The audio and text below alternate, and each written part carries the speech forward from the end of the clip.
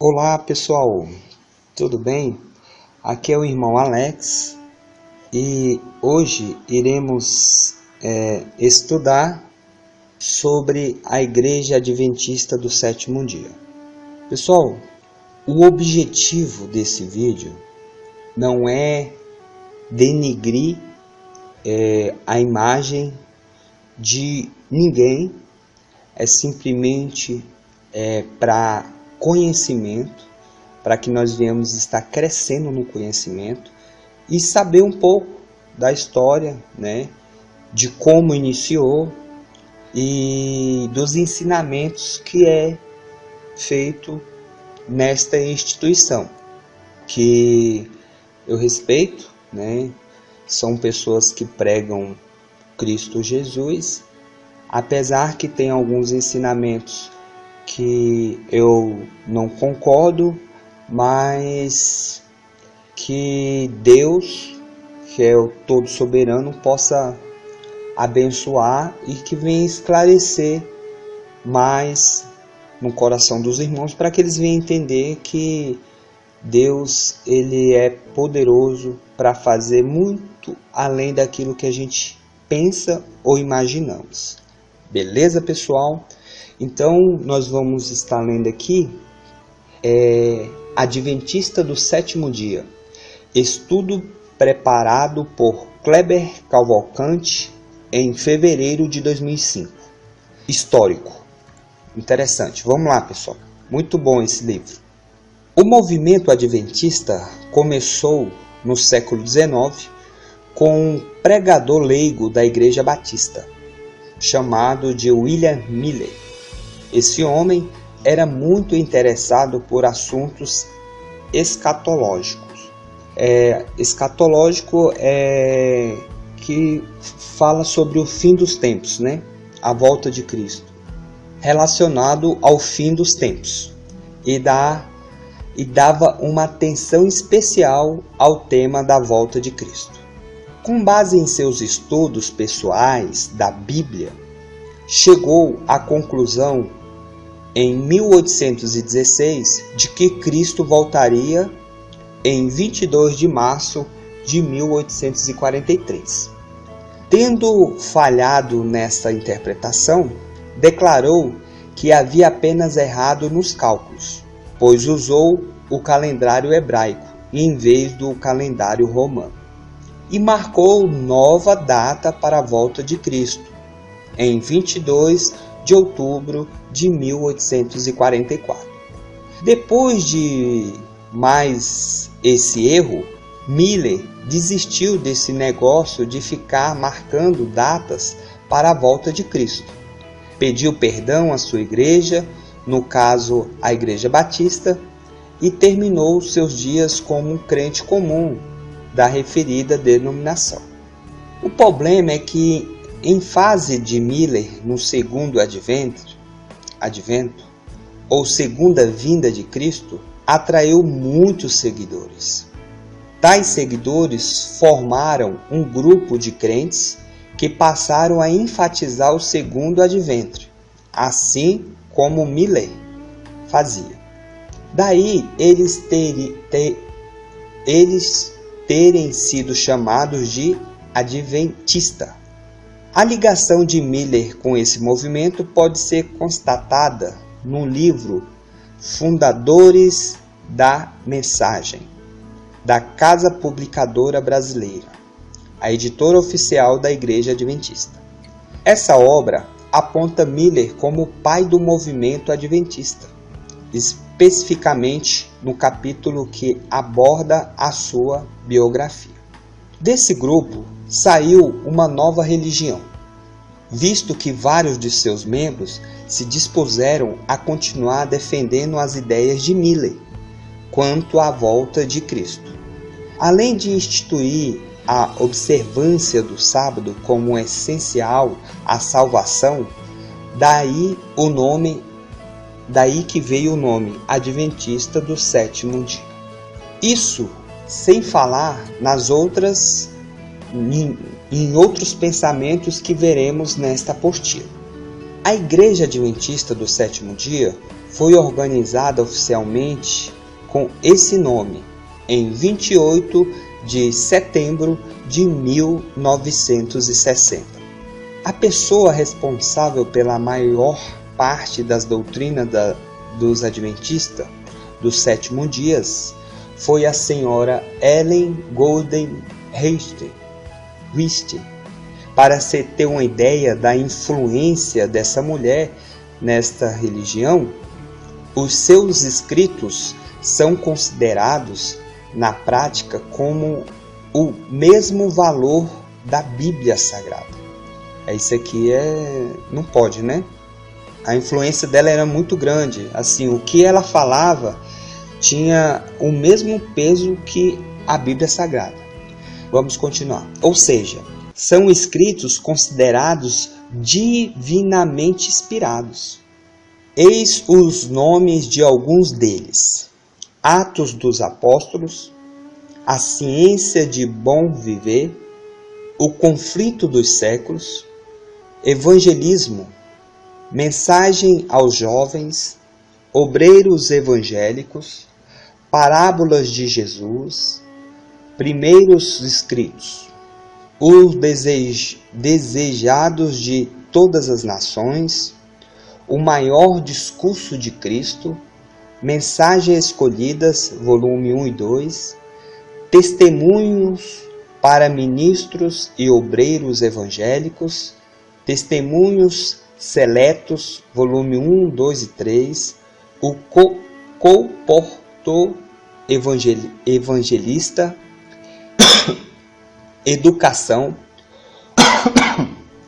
O Lar Adventista, O Melhor da Vida, Orientação da Criança, Patriarcas e Profetas, Profetas e Reis, Serviços Cristãos, Vereda de Cristo, Vinda de Cristo.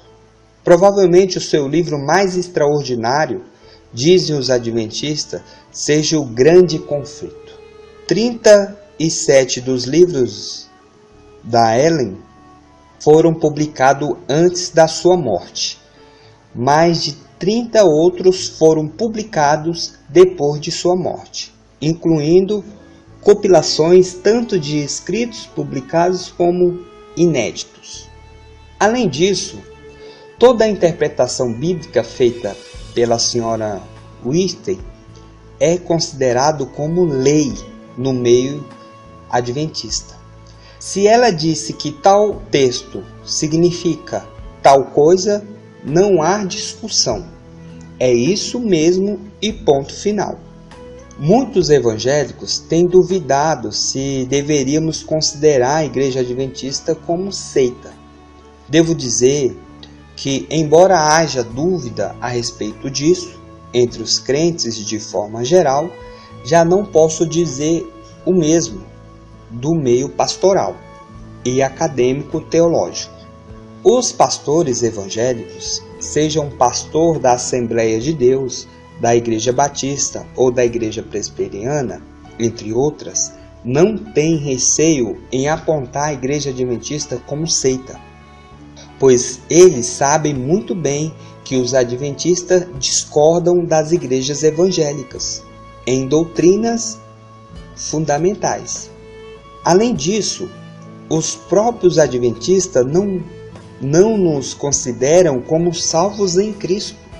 Prova disso é que dificilmente um adventista vai admitir que uma assembleano, batista ou presbiteriana será salvo se permanecer em uma dessas denominações. E até comum que um adventista tente evangelizar um crente de alguma dessas igrejas mencionadas. Quando você encontra um adventista que não tenta evangelizar um crente, ou é porque esse adventista tem receio de ser repelido, criticado, ou é porque ele é um dos poucos adventistas que enxergou a verdade de que não é uma igreja que salva e nem mesmo aguarda de determinadas doutrinas, mas sim a fé na pessoa de nosso Senhor e Salvador Jesus Cristo. Interessante aqui que o autor está dizendo que nem todas as pessoas que fazem parte da Igreja Adventista têm a mesma linha de pensamento, né? Tem pessoas que conseguiram enxergar que não é a denominação adventista do sétimo dia que vai ser só salva, mas sim pessoas que estão dentro dessas denominações. É interessante aqui, só para mim não fugir o assunto, teve uma irmã uma vez que fazia parte da Igreja Adventista. Ela chegou para mim e falou bem assim: irmão, teve uma irmã que chegou em mim e falou bem assim: irmã, somente a Igreja Adventista vai ser salva. E essa irmã falou para mim que ela colocou isso no coração dela. Então, para ela, a única igreja correta era a Adventista, as outras estavam todas erradas, né? Então, uma pessoa ensinou errado para ela e ela pegou aquilo como verdade. Vamos continuar. Mas devo salientar que são poucos os que pensam dessa maneira.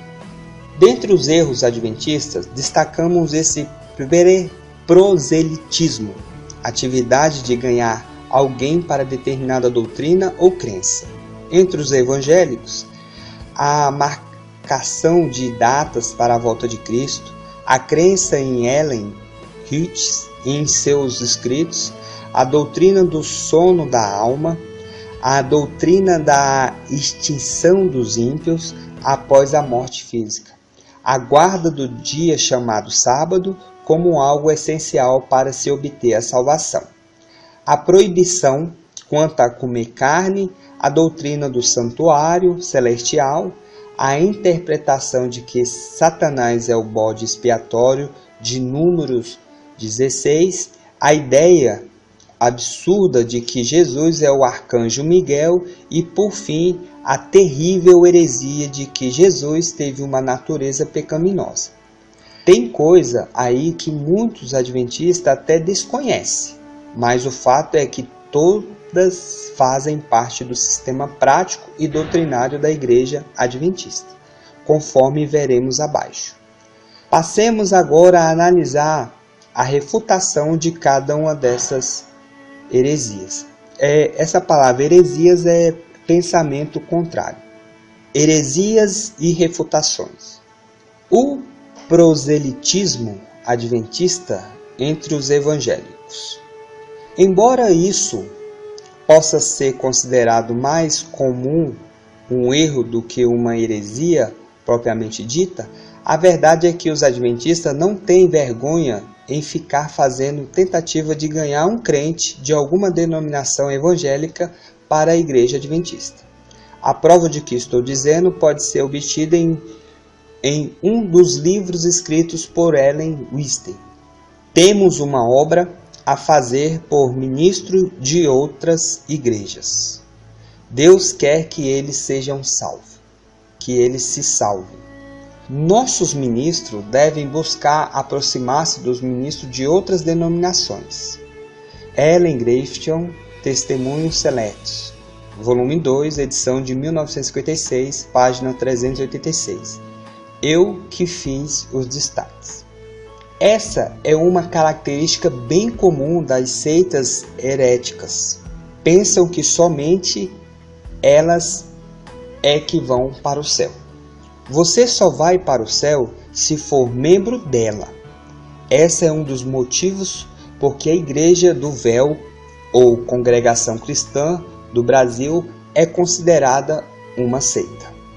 Ela também pensa que só vai para o céu aquela pessoa que for batizada dentro dela, como um de seus membros. Da mesma forma, a igreja sem nomes, as testemunhas de Jeová e por aí vai. Os evangélicos não creem assim. Sabemos que qualquer membro da igreja genuinamente evangélica será salvo, pois ele está em uma igreja que prega Jesus como nosso único e suficiente Salvador. Entre as igrejas genuinamente evangélicas temos a Metodista, Batista, Presbiteriana, Assembleia de Deus, entre outras. Qualquer presbiteriana admite a salvação de um assembleiano pentecostal e vice-versa. Já as seitas heréticas não pensam assim, são exclusivistas, pois ignoram a verdade bíblica de que é em Cristo quem salva, não a igreja. João capítulo 3, versículo 16, e tem outros versículos em Atos capítulo 4, versículo 12, que confirma que é em Cristo que salva, não a igreja. Vamos continuar. De acordo com os pesquisadores de heresiologia, as seitas pseudas cristãs, que são oficialmente consideradas como cristãs, costumam se apresentar como a restauração do cristianismo primitivo, que teria sucumbido à apostasia, negação da fé. De acordo com isso, o nosso movimento teria surgido para restaurar o que foram perdido. Por isso é que uma seita geralmente pensa que só ela é que salva, pois acredita que sua denominação é a restauração da igreja primitiva, que foi pervertida pelo catolicismo romano. Em outras palavras, a seita seria a restauração atual da verdadeira igreja primitiva, que começou com os apóstolos. O que os testemunhos, o que o testemunho da história e da Bíblia diz a respeito disso? O testemunho da história e da Bíblia dizem sobre essa crença, né? Cremos que a verdadeira igreja nunca deixou de existir, nem mesmo na época em que a Igreja Católica era a única igreja cristã existente no mundo.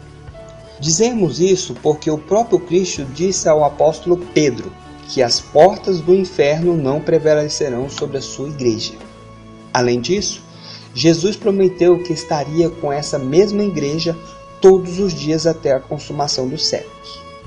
Será que Jesus não foi capaz de conservar a integridade da verdadeira igreja que ele fundou? Será que foi preciso surgir uma seita no século XIX para restaurar a igreja de nosso Senhor? Pelo contrário, cremos que a verdadeira igreja, composta dos crentes eleitos, nunca se corrompeu ou deixou de existir. De fato, sempre houve dentro da igreja homens e mulheres verdadeiramente comprometidos com a palavra de Deus. Veja a biografia de homens como Justino Marte, que viveu durante o século II, Antanásia de Alexandria, que viveu no século IV, e Jerônimo, João Crisóstomo, Agostinho, que morreram no século V. Deus nunca permitiu que a verdadeira igreja subsistisse totalmente. Muitos lutaram pelo verdadeiro evangelho, e muitos foram os crentes que sofreram e morreram pelo tribunal da Inquisição. Mas mesmo assim continuaram aparecendo muitos fiéis. Veja a história de John Wycliffe, no século XIV, que pregou com coragem o evangelho da justificação pela fé, além de traduzir a Bíblia do latim para o inglês, a língua do seu povo. Ou leia sobre John Huss, no século XV, que foi queimado na fogueira por sua fé. Lembramos também que Lutero e o maior dos reformadores foram homens de dentro da Igreja Católica, e que prova definitivamente que não havia somente hereges no catolicismo. Portanto, essa história de que a verdadeira igreja só voltou a surgir atualmente com a Igreja Adventista é uma tolice, tanto histórica quanto bíblica. É uma pena que a Igreja do Véu, Igreja Sem Nome e as Testemunhas de Jeová também sigam a mesma linha, considerando-se a restauração da verdadeira igreja primitiva. A marcação de datas para a volta de Cristo. Vimos na instrução a este estudo que William Miller, aquele que deu início ao movimento adventista, marcou 2 datas para a volta de Cristo. A primeira delas foi em 22 de março de 1843 e a segunda em 22/10 de 1844. Essas profetadas de Miller estão registradas no livro Fundadores da Mensagem, da Casa Publicadora Brasileira, na página 21 e 23. Certamente, gostaríamos de saber como ele chegou à conclusão de que Cristo voltaria primeiramente em 22 de março de 1843. Essa data surgiu de uma interpretação pessoal do texto de Daniel, capítulo 8, versículo 14, que diz: Ele me disse, até 2.300 tardes e manhãs, e o santuário será purificado. Com base nessa palavra, Miller concluiu o seguinte, que esse santuário a ser purificado era o planeta Terra, que essa purificação se faria pelo fogo, por ocasião da segunda vinda de Cristo. 2 Pedro 3, 9 e 13. Terceiro, que essas 2.300 tardes e manhãs não deveriam ser interpretadas como 2.300 dias. Gênesis 1, versículo do 5 ao 8, mas sim como 2.300 anos, com base em Números 14, 34. Quarto, que o ponto de partida para essa contagem deveria ser no ano de 457 a.C., conforme Daniel, capítulo 9, versículo 25. Bom, o que poderíamos dizer para refutar essa interpretação? Em primeiro lugar, que o santuário da profecia não é a terra, mas sim o templo de Jerusalém. Desde o versículo 9 de Daniel 8, ficamos sabendo da história de um chifre pequeno que interrompeu o sacrifício diário que era oferecido ao Deus no templo de Jerusalém. Versículo 11. No versículo 13, há uma pergunta a respeito do templo, de duração dessa afronta com Deus e seu culto, a respeito do versículo 14, e que tais coisas durariam até 2.300 tardes e manhãs. E o santuário ou templo, depois desse período, seria purificado. Há uma interpretação unânime entre os estudos evangélicos de que, historicamente, aquele chifre pequeno mencionado em Daniel, capítulo 8, versículo 9, foi Antíoco IV Epifânio, governador da dinastia Seleucida, o qual reinou sobre a Síria, a Palestina, a Babilônia e a Pérsia no período de 175 a 164 a.C. Foi justamente Antíoco IV Epifânio quem cometeu as barbaridades citadas neste capítulo contra o povo judeu e o templo de Jerusalém, e chamando de chifre, porque o chifre é uma arma natural para o animal e está literalmente à frente dos combates. Por isso, o chifre é usado simbolicamente no livro de Daniel para se referir a um rei ou um reinado. Daniel capítulo 7, versículo 24. E é chamado de chifre pequeno, porque saiu de outro chifre, um chifre maior. No caso, um dos reinados resultantes da divisão do Império de Alexandre o Grande em 4 partes. Daniel, capítulo 8, versículo 8 e 9. Agora, voltaremos à pergunta feita por Daniel, capítulo 8, versículo 13. Até quando durará a visão dos sacrifícios diários e da transgressão assoladora? Visão no qual é entregue ao santuário e o exército, a fim de serem pisados. E a resposta vem no versículo 14. Até 2.300 tardes e manhã. E o santuário será purificado. Não tenho dúvida nenhuma de que essas 2.300 tardes e manhã diz respeito a um tempo simbólico.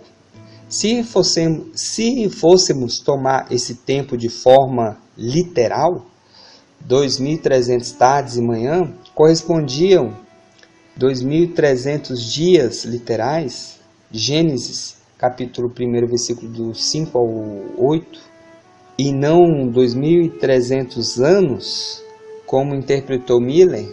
Ora, 2.300 dias corresponde a cerca das 6 anos e 4 meses, se o que se tem à vista de uma interpretação literal.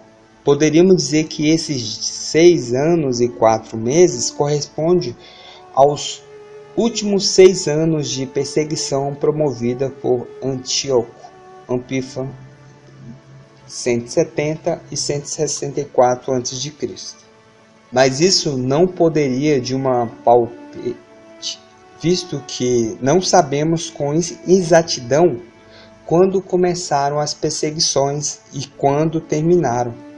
Parece-me que qualquer tentativa de adequar esses números simbólicos ao nosso tempo cronológico seria pura especulação.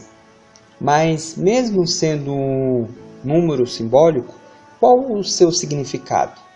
Não sabemos, e nesse caso é mais prudente dar-lhe um significado geral, ou seja, é um número que diz respeito a um tempo certo e determinado na mente de Deus para acontecer.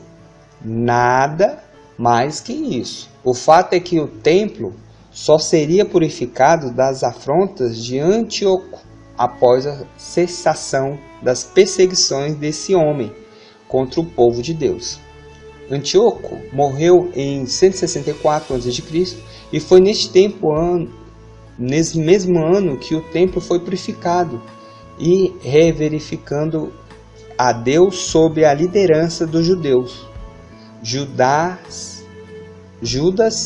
Macabeus. Logo, a profecia de Daniel, capítulo 8, versículo 14, se cumpriu no 2º século antes de Cristo e não tem nada a ver com a volta de Cristo para purificar santuário algum.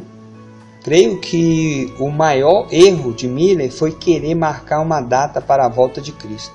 Nem mesmo Jesus, quando esteve neste mundo, sabia o dia da sua volta. Em Mateus capítulo 24, versículo 29 ao 31, fala sobre o assunto.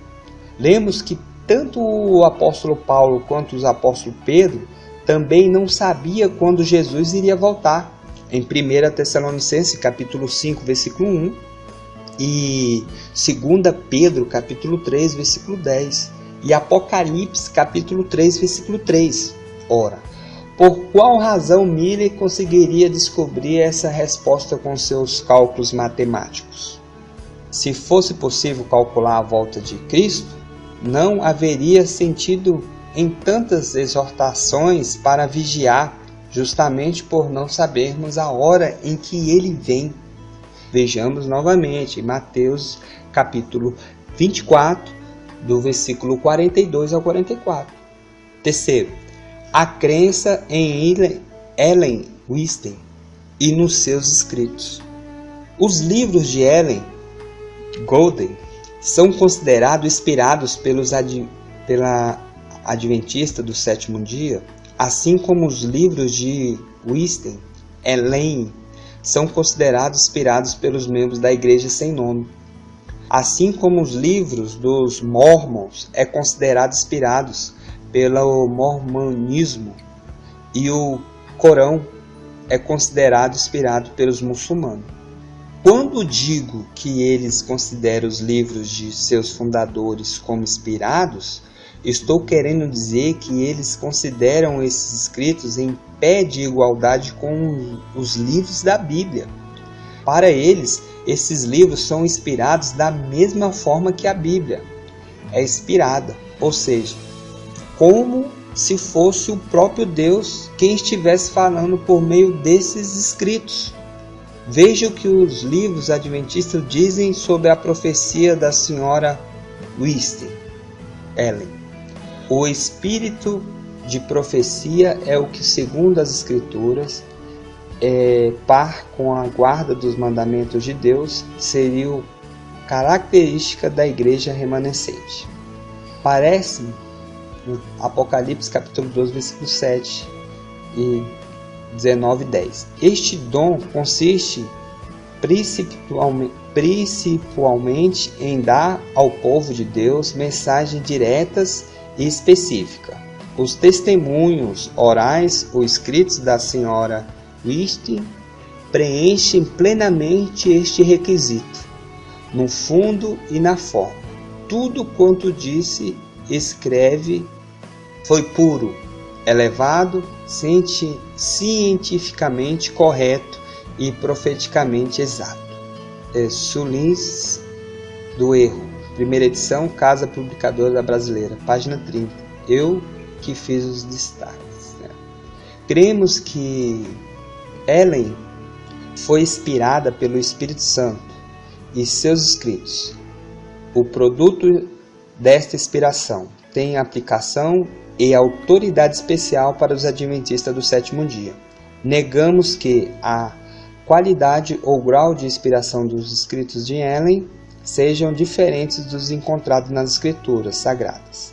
Revista Adventista de fevereiro de 1984, página 37. Nós aceitamos como regra de fé a revelação, Velho Testamento, Novo Testamento e o espírito de profecia, o termo pelo qual se referisse a Ellen. Sacundidura e os 144, página 117.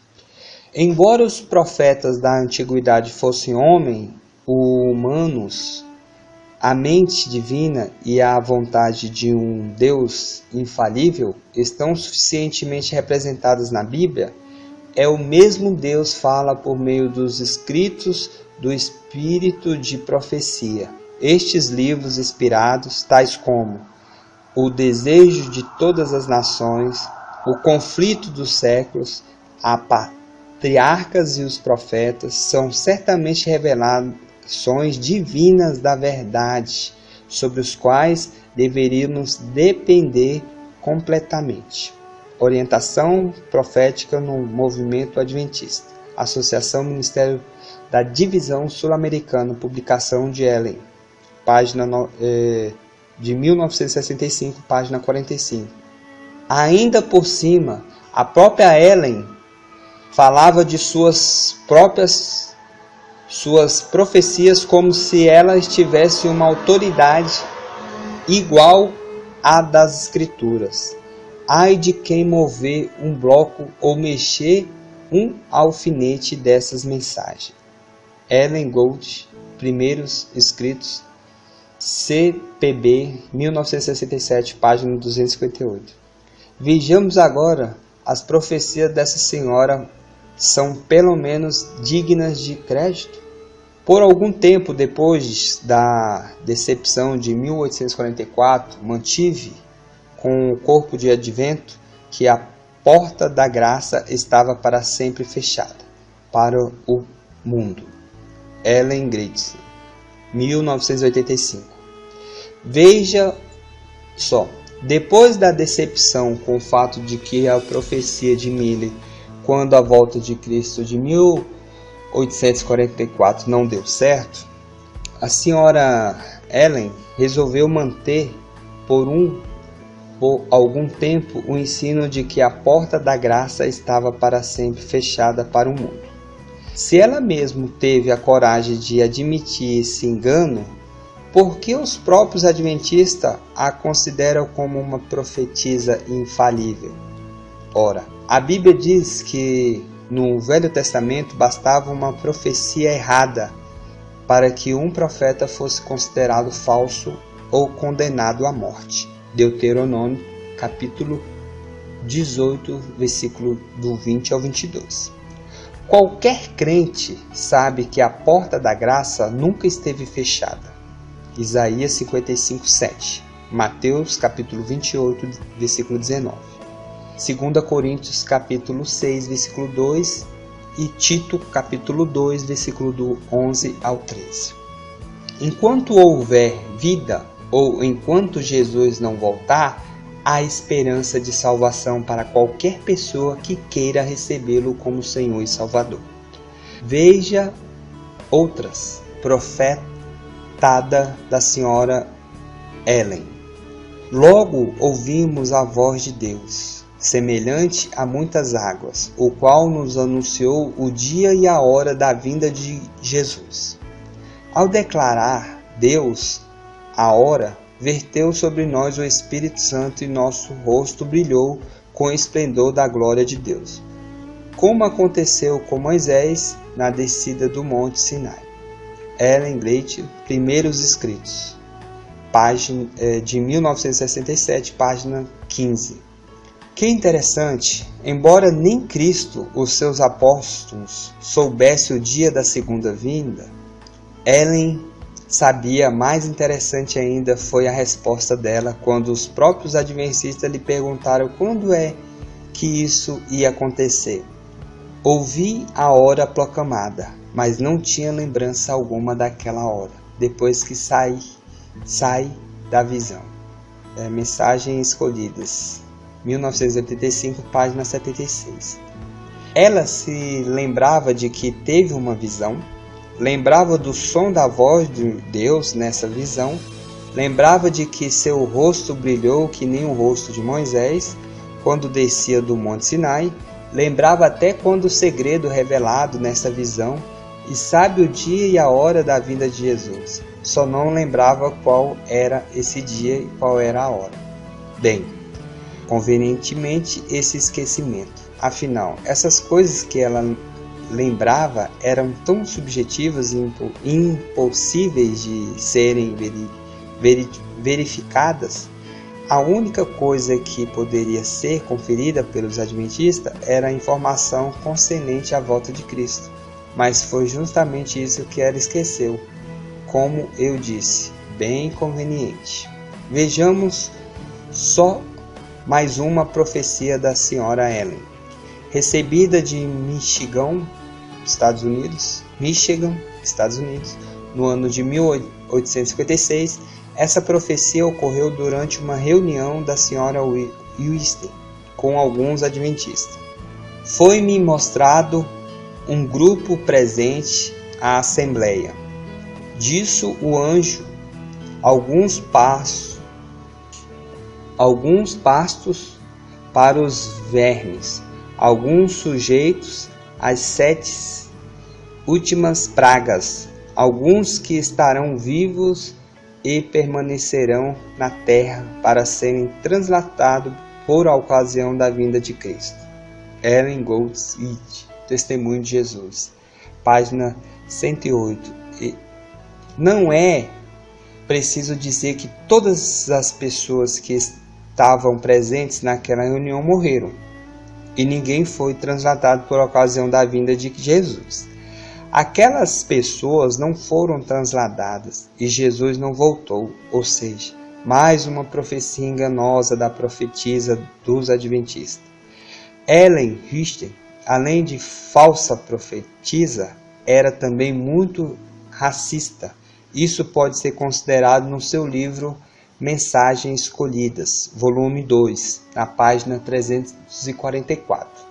Em resposta a indagações quanto à consciência de casamento entre jovens cristãos das raças brancas e preta, direi que, nos princípios da minha obra, esta pergunta me foi apresentada, e o esclarecimento que me foi dado da parte do Senhor foi que esse passo não deveria ser dado, pois é certo criar discussão e confusão que o irmão de cor se case com a irmã de cor, que seja digna, que ame a Deus e guarde os seus mandamentos, que a irmã branca que pensa em unir-se com matrimônio a um irmão de cor se recuse a dar tal passo, pois o Senhor não está dirigindo nessa direção. Se isso não é racismo, é o quê? Ora, a Bíblia diz que Deus não faz exceção de pessoas. E Ele olha para o coração e não para a aparência exterior, como faz o homem. A Bíblia condena todo tipo de acepção de pessoas. Tiago, capítulo 2, versículo 8 ao 9. Afinal, não somos ordenados a amar até mesmo os nossos inimigos? Mateus, capítulo 5, versículo 43 e 44. Romanos, capítulo 12, versículo 19 ao 20. Falando especificamente a respeito de casamento, a orientação bíblica é para que casemos no Senhor, ou seja, casemos com uma pessoa crente. Mas isso não é por preconceito, e sim porque é impossível haver comunhão verdadeira numa união voluntária entre luz e trevas. E todos sabemos que o casamento é a união mais profunda que pode haver entre dois seres humanos. Além de falsas profetisa e racista, Ellen também pode ser acusada de plágio. Isso mesmo, plágio. No livro O Adventismo, do engenheiro e ex-adventista Ubaldo Torres do Araújo, há um capítulo dedicado ao assunto. Nele, o autor transcreve um artigo publicado no Los Angeles Times acusando a senhora Wesley de plagiadora. Há também um pastor e professor adventista, Walter T. Heer, autor do livro Twilling, A Mentira Branca. Ele afirma nessa obra que autores adventistas e não adventistas do século XIX foram plagiados pela senhora Wesley, e ainda apresenta tabelas intermináveis desses plágios. No capítulo 5, ele mostra que a obra Patriarcas e Profetas é plágio do senhor Alfred Advin, e no capítulo 6, ele dá as fontes de onde Ellen plagiou o livro O Desejo de Todas as Nações. Por fim, o presidente mundial da Igreja Adventista no período de 1979 a 1990, Neil C. Wilson, chegou a dizer que o grau de material plagiado dependência literária é de alarmantes proporções. Tarcísio do Gama Leite Filho, Seitas Proféticas, página 41. Por causa dessas e outras, é que existe a chamada Igreja Adventista da Promessa, que rejeita a autoridade da Ellen Wesley. Há também a Igreja Adventista do Sétimo Dia Remanescente, que se identifica com uma nova profetisa, Jeanine Salton, nascida em 1947.